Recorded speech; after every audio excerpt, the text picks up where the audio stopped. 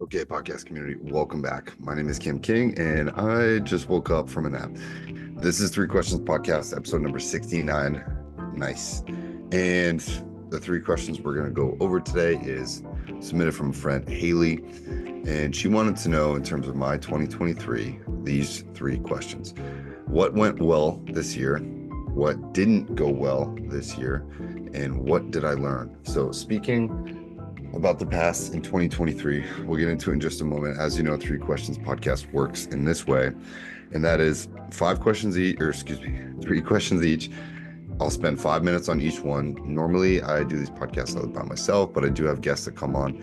And if you want to be a guest, just hit me up, send me a DM, shoot me an email. That's threequestionspodcast@gmail.com. You can also submit a horde of questions. So this podcast primarily started for my clients at CK Collective, and I felt like I was answering a lot of the same questions, and they asked me to kind of elaborate on some of these things while still continuing to make the most use of their time. And I started CK Collective originally as a consulting company to help entrepreneurs and other coaches, people building businesses, do things better, faster. That's probably the simplest way I can explain it.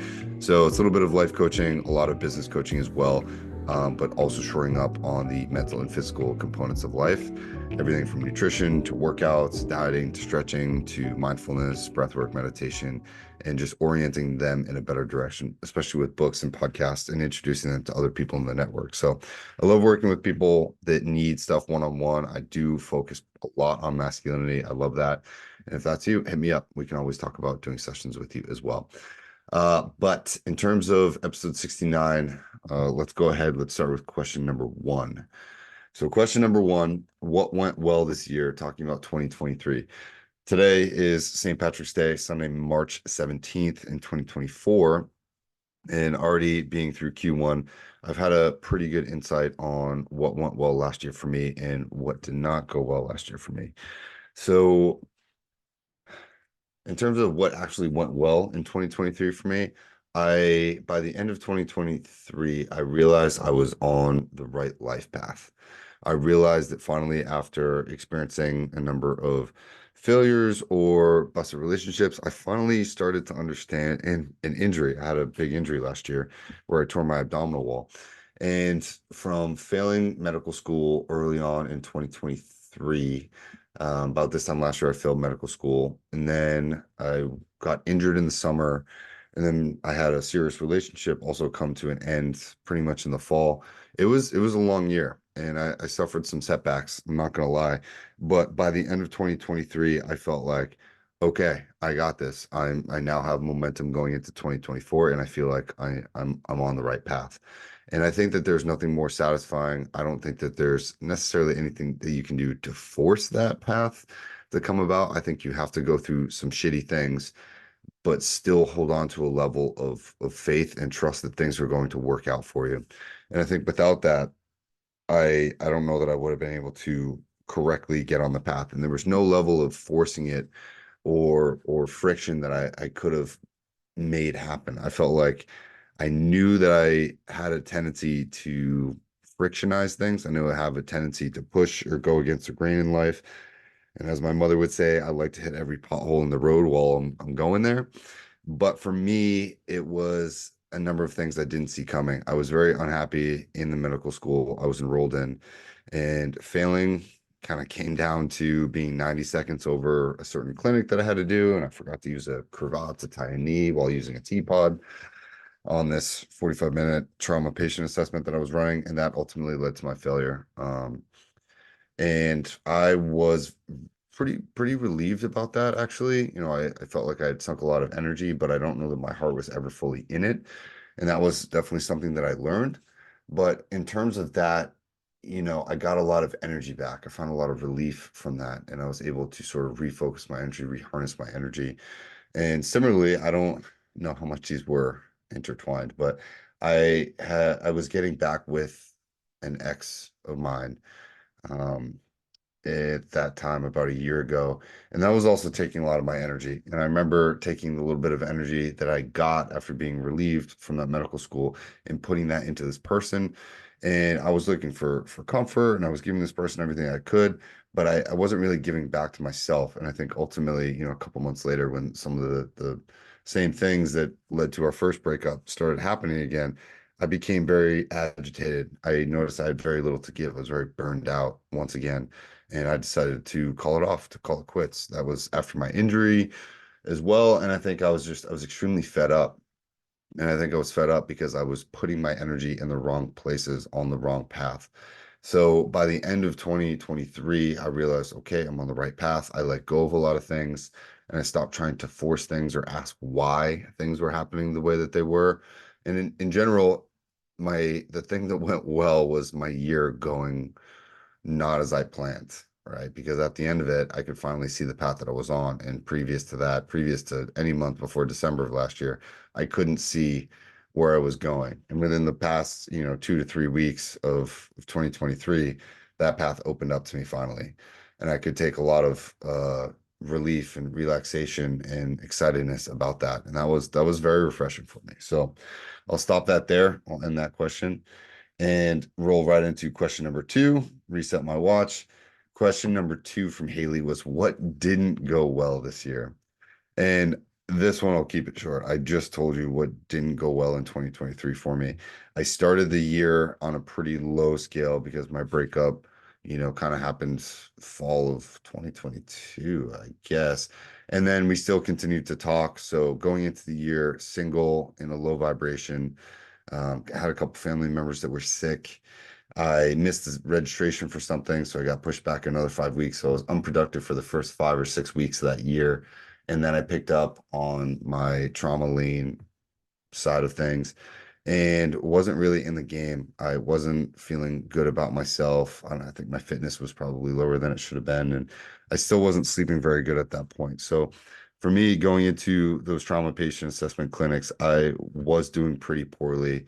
I never ran a passing lane, and I struggle with sort of just retaining the knowledge. I think my T levels were actually very low too. And I was trying to date, I was trying to bring someone into my life, but I was also trying to be by myself. And I had all these ideas for side projects, but I wasn't really executing on them. I think I started this podcast, February 2020, three, maybe it was January. I'll have to go back and check. But then when I failed out of medical school, like my ex had reached out probably a week or two before, and we met up a couple times, and it was very emotionally draining for me. It wasn't, I was very angry. I had a lot of anger, had a lot of questions. And there was nothing seemingly going well or right for me. I had a lot on my mind at that point. So when I failed medical school, yes, I got a little bit of energy back, but it was also a huge loss. I felt like a failure. I don't think there was anything I've ever failed that bad in life. And for me, it was devastating, right? So I remember being depressed for, a couple weeks there, and then I put all my energy into rejuvenating this relationship that I felt like we had so much potential, but we got things wrong the first time. So we decided to get back together officially end of March or April, and things were going good for a month or two. And then I think March came around, and I ended up, going away for 2 weeks for work. And then I was home for like 2 weeks. Then I had to go away for work for another 3 weeks. So my time and cadence of life and working on goals and my aspirations and really getting in touch with myself, I didn't have a whole lot of time to meditate or journal. And I wasn't doing the self work that normally I know I need to do in order to be at my best. And I always kind of view this self work of journaling and meditation and breath work and stretching and just feeling good, being in the sunlight, walking barefoot. I wasn't really doing much of these things at all. And these were all prophylactic ways for me to remain having a high vibration. So by the time June came around, I was gone for 3 weeks, and I came back, and then I was home for like 10 days, and then I had to go away for 6 weeks. And then I got injured 2 weeks into those 6 weeks, and this is now like middle of July 2023. And I tore my abdominal wall and needed surgery. And I was essentially immobile for like a month, and I sat around and was depressed, and I finally had enough time and energy to think about starting some businesses. And that was one thing that did go well for me as well, was I started a couple of businesses in August of last year. I had some really good ideas because I was forced to be immobile. And so I sat around and I did a lot of meditation, a lot of reading. And when I was finally mobile again after about a month, I went on a trip to Colorado with my ex, and we went to a wedding, and I think things look very different for me. When you get injured, it's a very humbling thing to not be able to walk or to move at this point and be in a lot of pain.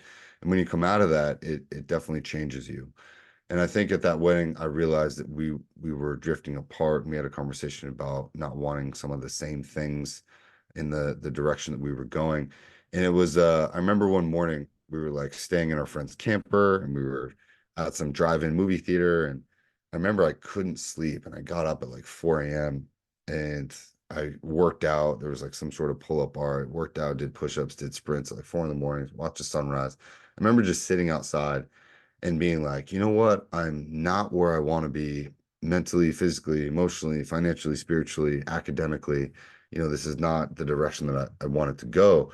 And for me, that was a big point, a big changing point to really kind of say, what are we doing here? Is this what we want? And we decided to ultimately walk away from each other. And that was challenging. And that was very challenging and continued to be for about 2 months until I had to go away to do this course again for 6 weeks, which went from the end of October all the way up to December. And past the course, everything did fine. And then I had about 2 weeks before Christmas, and got back, and I met up with my ex, and I said, hey, what do you think? Should we continue to try to do this or no? And we decided to walk away from each other. And that was, again, that was a huge loss. It was not the answer that I wanted, but ultimately it was the right call. And releasing that kind of energy, releasing that kind of, waiting for someone or hoping someone will change or be the person that you always thought they would be. You got to realize you fall in love with people's potential, or the potential of a job, or the potential of an opportunity, more than you actually fall in love with the person themselves. And so I think that's always been my thing. So understanding that, and accepting someone's answer for finality of things, was probably very difficult. And those things really didn't go well for me, but those were all things that I needed, if that makes sense. They weren't things that I wanted, but they were things that I needed for my own spiritual growth. And I've come to accept those, as difficult as some of those may be. So a little over on that question. I'll roll right into the last question for Haley here. And that is, what did I learn? And I think I just answered that, right? Is that when we want things, it can be very challenging, right? What did I learn? I learned that when I want things, it's not always the thing that I need. And those two things are very different. Sometimes the things that we need are that alone time. Sometimes the things that we need are to be broken. Sometimes the things that we need are the greatest things that are going to bring that reciprocal effect back onto our life, right? Karma is very often the things that we need. And whether it was an injury or a setback or a delay, or it was on the wrong path or the wrong person, I needed to spend more time by myself figuring out who it is that I truly am. I needed to spend time on leveling up my business game, my efforts, my time, where I was putting my attention to. And last year, I definitely put my attention and my time into the wrong things. And that's simply because I was on the wrong path, right? I was looking at someone trying to fulfill parts of my life that I was unwilling to fulfill myself, which is working on my business and taking care of my life and creating projects and podcasts and doing things that I really wanted to do. And that was kind of unfair. And I think when you begin letting go of things in your life, right? If you think about your life as a dinner plate, when you start letting go of things that you don't want, right? Or simply not putting those things on your plate in the first place, you have more space for things to come to you. Right. Think about sitting at a family meal when your plate's a little bit empty, and your mom or your dad or your brother or your aunt, your uncle goes, oh, here, take this. Right. And they just kind of like put stuff on your plate. Oftentimes those aren't the things that we want, right? But they're always things that we need. Nobody ever says, here, take my entire piece of pie. Yeah, you want that, but they'll give you more veggies, they'll give you more meats, whatever that is. And that's kind of a cheesy way to think about life. But I think you have to create space in your life for new things to come to you. And whether or not you like those things, you want those things, those are so often the things that you need. So my goal for this year is to create more space in my life for those right things to come to me, whether it's ideas or intuition or people. I'm going to stop fighting for relationships to come into my life to try and heal or fill parts of me that I feel are a void. I'm more willing to sit with my pain and accept my pain and say, hey, here's how I'm feeling about that thing. And that's okay. Right now, why am I feeling that way? How do I process that thing? And then is there something I can do to give that to myself? Right? Is it working on another business project? Is it an idea I can do? How can I make more money? How can I automate stuff? How can I lift up my own happiness? How can I get into nature more? right? Maybe I just need to spend more time with people that I care about instead of trying to force myself to date or to talk to 100 different women because I'm feeling a little bit lonely because it's just me and my dog in the house, right?